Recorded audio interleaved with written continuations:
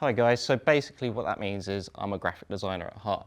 It's a bit of waffle that, but really you've heard a lot today. It's all about being curious, right? You've heard that word thrown around a lot, and I just want to give a bit of insight of how the creative brain works inside the marketing world. Because you've heard a lot about how businesses are run, how people go about using AI, how people scale their businesses, things like that. And now I'm going to get into some of the people that work within the industry that make the things happen, all the applications, the websites, the emails, the things like that you interact with, a bit of how my process works, how people's processes work, and how we leverage these tools to create great design, essentially. And also I'm going to look at the overlap in terms of my path, in terms of I started off with art, print, which is very much not digital, and how I've had to transition and adapt and put on many different hats to evolve my career. And by doing that, you need to be curious, basically. You need to be willing to learn all the time, because this is such a fast-moving industry. It's a fast-paced world. It's a digital world, and we need to keep, up to date with it. So just a little bit about myself first. So I'm a multidisciplinary designer, so that's what I was saying about multiple different hats. I started off in print and branding, specifically in food service. It was my first job out of university. It's a very niche world, but working in agency, you get to work with loads of different clients, which is really, really enjoyable compared to working in-house. So that's one thing to consider in your career path. So you want to work for an agency, or do you want to work for one company? And primarily I worked within print and branding initially, and I moved on to website and digital campaigns, which is my bread and butter now. It's what most people will deal with in this day and age. Print has still got a place. It's very important. It's close to my heart. It's really good to know about, and it really sets you aside, because having specialisms in the industry makes you stand out as well. So if you know about certain things really in detail, you can really stand out from the crowd, and it sets you apart. So consider that in terms of any paths that you really want to niche down on. It really helps you. But basically, I create strategic design. It's got to be purposeful. It's got to be for somebody. It's got to do a job. It's got to have a role. It's got to make somebody want to download that report, want to buy that product, or speak to a certain audience. So we've got to think creatively and think purposefully about what we want to do and say and make, and what that's going to look like and talk like. And in doing so, you create a connection between, brands and people. A brand is more than just a logo that you wear on a shirt or see in a shop. It's more about what their values are, what they stand for, why you associate yourself with that people. What does that crowd of people look like? Why do people go to this place and not that place? There's a set of values and structure, tone of voice, way more involved than just a logo on its own. And that's part of branding more generally, and that's what you have to think about when we talk about thinking creatively as well as strategically. And that's where I highlighted just a moment ago about agency versus corporate life. I've previously worked with some of these brands. I've worked with small brands, one-man bands, all the way up to multinationals, corporates, food service, engineering, travel, all sorts of sectors. And that's what I love about working agency side personally for me. If you worked for, say you got a job at the RSPCA, the charity there, you might just work for one brand, creating their marketing for that brand only. So that's something to consider on your career path, what you'd be interested in doing. They really stand out on your CVs if you work for these types of people. So if you can say you've done these sorts of things, great, brilliant, amazing. Especially if you do any volunteering or work like that as well. So it's something to consider. But why am I here today? Well, really, I just want to inspire you. I want to show you some of the creative work, some of the reason behind what we do, show you some more visual stuff and how my journey started, because it very much wasn't graphic design heading at all. It was art-led at the beginning, and then there was a bit of a pivot by me as to why I wanted to change my career path. And it's something that you guys are probably thinking about, like you don't know what to do yet, maybe you do, or how do I make that into a career where I can earn some money, basically make a living? How do I make this successful for me? So this is my story of how I became a graphic designer. And that's essentially what I was just saying there. Just show you behind the curtain a little bit, show you what industry's like, what you can expect, why you need to learn, why you need to be curious, and hopefully just inspire you to maybe pursue a creative path. I'm a big advocate for the arts, so be it dance, theatre, music, anything like that.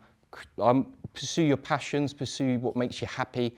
Like people have been saying, you could be working for a long time in your life, so if this is something that you want to do it.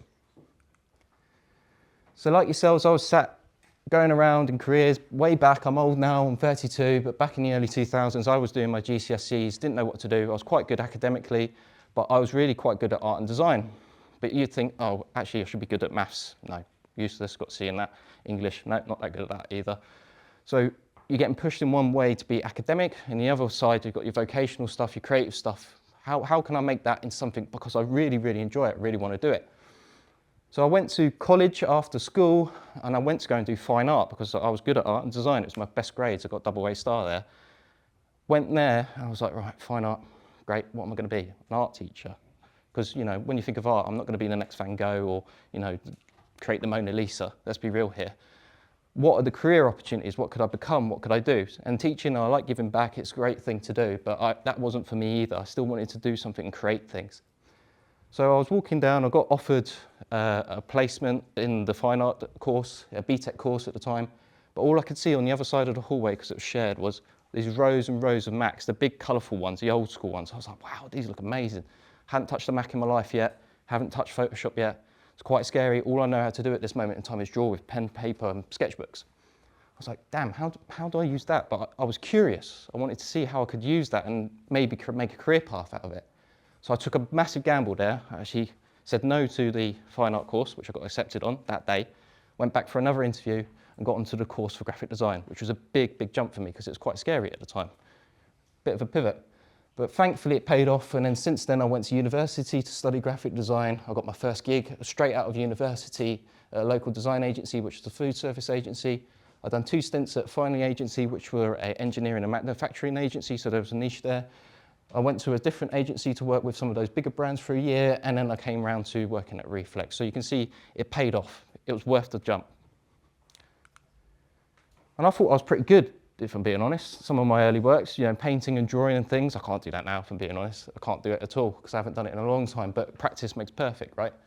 But I started to see when I went and done my BTEC college degree, how it can be applied to things in design. So thinking about typography, colour. These are some of my early works I've done when I was exactly your ages. And it got me thinking, and it was like, wow, I can actually still do something creatively and maybe create ads or posters or whatever it might be. And these are just some of my initial stabbings and drawings of things of how that could work. So my question to you guys is, what do you think art is versus design? So if you were to say, what do you think of when you see art? Have you got any like famous drawings or pictures that come into your head? Any artists? Anyone got any names potentially? Like Renaissance paintings, I mentioned the Mona Lisa, I wasn't going to be Van Gogh. So these artists create because they want to create, they've got passions for it, right? They didn't do it to make it for an audience at the time, they did it because they felt a need to do it. Whereas design's very much more deliberate and it has more purpose behind it. Art is more stereotypically about the artist, design is more stereotypically about the user, but there is overlap. There's creativity in both these roles. Where we look at, you know, ads and things, or this one here, you're looking at ASOS, somebody's designed that app, someone's designed how you scroll and interact, somebody's designed that you favourite that item before we just added it to your basket. That never existed before. So that's really interesting as well. And you get into things like user experience, UI design, web design. There's loads of different roles within graphic design and other sectors you could be pursuing as well. Code, web development, programming as well. And then you can see the juxtaposition between the two. You know, art is subjective, whereas design is objective. It's got purpose. You've got form and function. Okay, this one needs to do something, whereas this one needs to look beautiful. So there's aesthetics versus how does it work. You've got to find a balance there. Artists create out of observation and to provoke feelings. So when you go into a gallery, they go, oh, what do you see in this? What do you see? And some people just go, oh, it's a splash on the wall. I don't feel anything.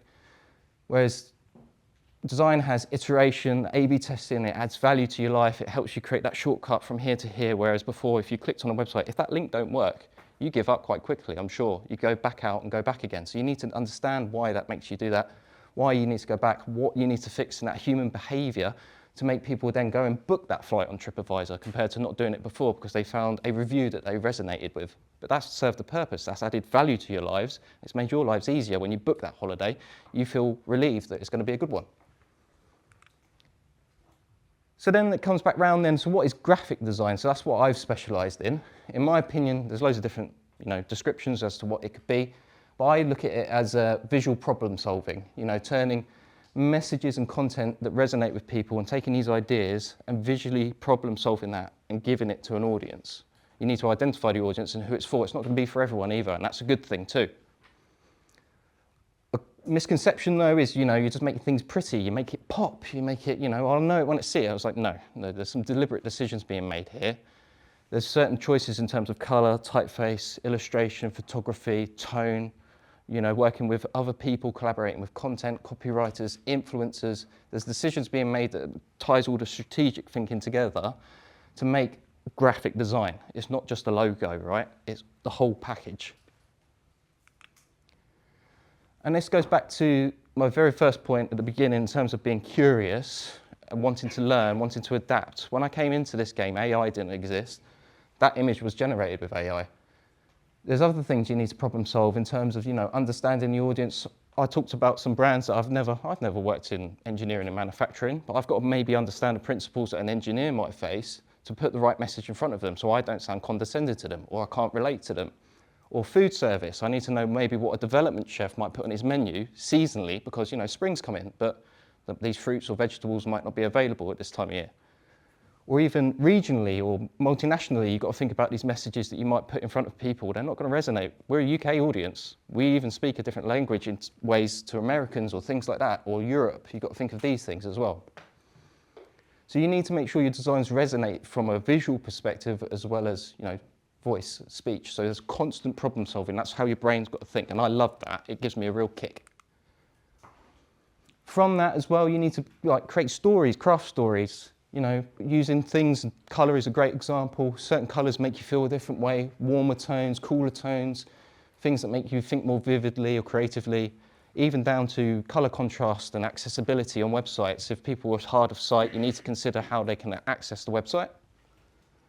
And there's other ideas here. I talked just briefly a moment ago about symbolism as well, cultures, meaning. So you've got to be a sponge, basically. A graphic designer is so much more than just clicking some buttons in Photoshop. You've got to be willing to learn, really dive in with the research. And when you do that well, you can create something truly amazing and award-winning. And in the end of that, I talked about problem solving and communicating. You can simplify ideas down, create things like infographics so that you can condense things into different information, use icons and color here. This is an example. So you can take complex instructions or on board and break it down for people. And all of this is underpinned by things that we call design principles, things like grids and things like that. And you choose different ones for either websites or print or layout, and you don't even know they're there. So there's all this theory that designers learn too, to make these structures work, create that flow so that things flow naturally, so things have balance, so they look visually appealing. And then here I've got a couple of examples. This was some freelance work that I've done for my friends actually. They're over in Leigh-on-Sea in Essex, down south. They run a menswear shop. They just opened it a couple of years ago. And I was looking at the shop, and this shop used to be a hairdresser's. I was like, wow, look at those beautiful windows. They named themselves the local merchants. I was like, okay, that got me thinking. I was like, local, got the local pin icon there. With the M, makes it male figure for menswear. There's some iconography you start to play with. These ideas start coming, you're sketching things, drawing things out. You start to use the arch as a framing device in the communications, really lean into the locality of it because they are called the local merchants. They had messaging like purveyors of fine menswear, I should say. They were selling suits and garments, so it needed to feel premium as well in terms of tailoring, things like that. Hand-picked garments, selections, things that they want to grab and pick out and select to put on their shop. They're not just picking anything off the rail. This is no cheap stuff here. It's very selective and, you know, making a point. So use another iconography we can use. Colours and typography needs to be on point. How can I add seasonality into a secondary colour palette along with their primary colour palette they wanted to use? And then you can see how that can catch your eye. Sail, nice big bright colours here for summer. Then you're working with other people like photographers. You've got to plan a photo shoot. I need to get the clothing there. I need to get the scene sorted. You've got the frame device again being used here from the window, popping out, drawing attention, muted colours now because it's winter, things like that. So you can start to see how some of the elements that I've just described earlier in my presentation start to come together when you apply it into actual design. And then you start to create other little bits and pieces, and you think you've got a website to create, you've got the shop front to create, labels to create, newsletters to create. There's so much more that goes into this, and it's constantly going because they're seasonal too. So you're reinventing it, they're getting new stock in every year, every month, things like that. So it's just a bit of insight into some freelance work that I've done as well, backs up some of those bits and pieces, and that sort of concludes my talk for today. So hopefully that inspires you. You haven't got to always be able to draw or do these things, but if you've got the ideas and you're willing to be curious, there's some really creative roles out there for you to pursue. Thank you.